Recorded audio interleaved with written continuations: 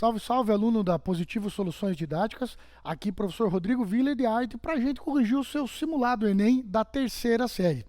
E olha só, antes da gente ir para as nossas questões, eu quero chamar a sua atenção para um assunto mega importante que apareceu aí no seu simulado. Né?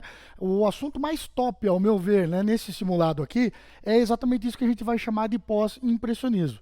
Embora, na verdade, o seu simulado tenha feito um recorte de um período muito importante historicamente, que vai aqui do realismo até o pós-impressionismo.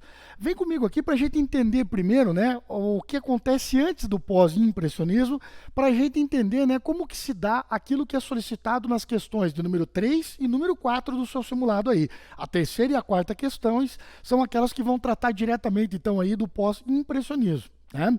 Bom, vamos pensar no seguinte: Europa, segunda metade do século XIX, portanto, anos 1850. Né? Ali, em volta desse período, né, em meados ali de 1850, vai surgir dentro da arte uma maneira de ver o mundo, uma maneira de contestar aquilo que existia anteriormente aqui, chamado de romantismo. O realismo ele vai fazer bastante sucesso na literatura, no teatro, na pintura. O que ninguém esperava é que já por esse mesmo período próximo ao momento, né, do realismo, que é assunto de questões aí do seu simulado, vai surgir um outro assunto de questões aí do seu simulado, um negócio chamado fotografia. Veja, me parece muito óbvio que a fotografia representa a realidade melhor do que qualquer outra pintura. E aí esteve o grande lance, né? O grande X da questão da história da arte do século XIX. A arte, para competir com a fotografia, precisou se reinventar. Eu não posso mais ser uma mera reprodução da realidade, porque afinal de contas, né, mesmo que eu me esforce em tentar reproduzir a realidade, a fotografia sempre vai vencer. Resultado disso, vai ser criado dentro, né, da história da arte, o que também é uma questão de uma das questões aí do seu simulado, aquilo que a gente chama de impressionismo, certo? O impressionismo é a chave para a gente entender tudo aquilo que vai acontecer posteriormente, né, dentro da arte, e que depois a gente vai chamar de arte moderna. É o iniciozinho, né, dessa coisa chamada arte moderna.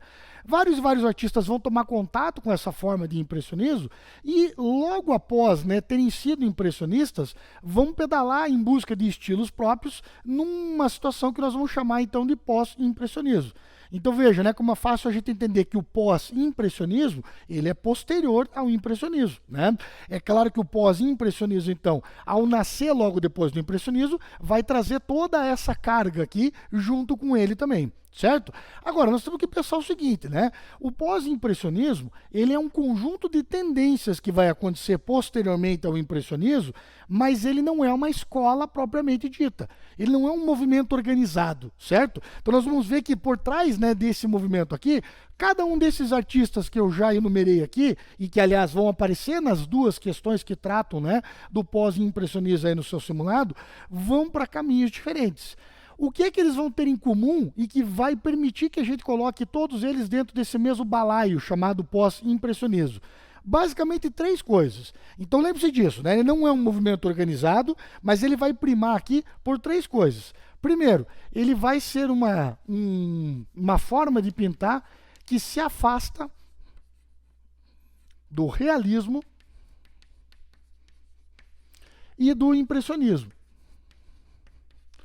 Então veja, aquilo que veio anteriormente a ele, né, e que está aqui na essência dele, ele vai se afastar disso.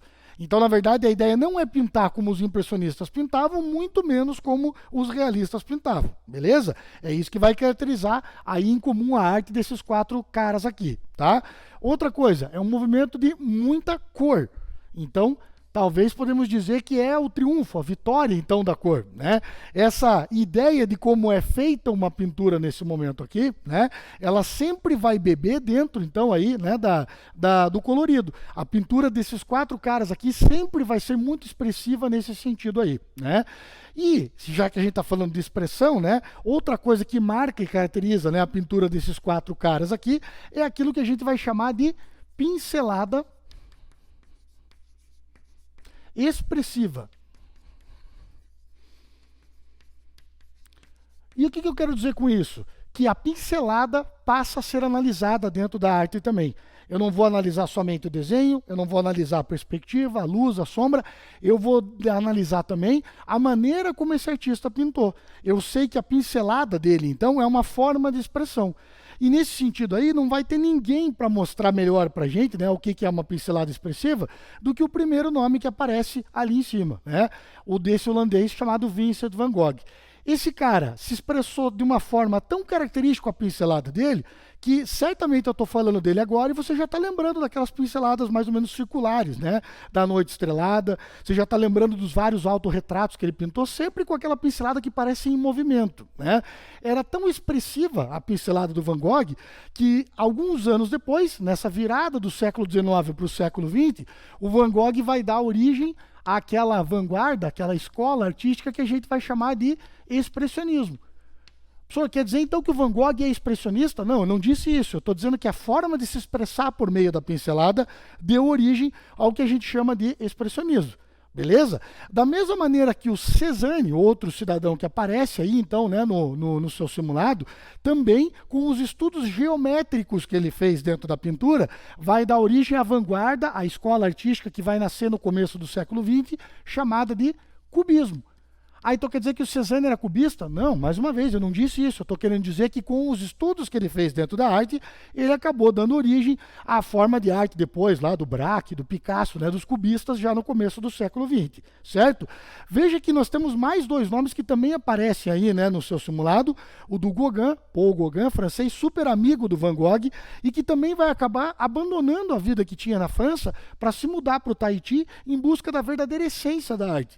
E vai encontrar, né, e vai fazer nascer algo que depois vai ser muito valorizado dentro da arte moderna, né, no começo do século XX, chamado de primitivismo, que seria uma forma rudimentar, básica de pintar, e com temas, inclusive, puros, como os nativos lá do Tahiti também, né? Então o primitivismo não chega a ser uma escola, como as outras, né, que eu estou apontando ali, mas é uma tendência que nós vamos identificar depois dentro da arte moderna.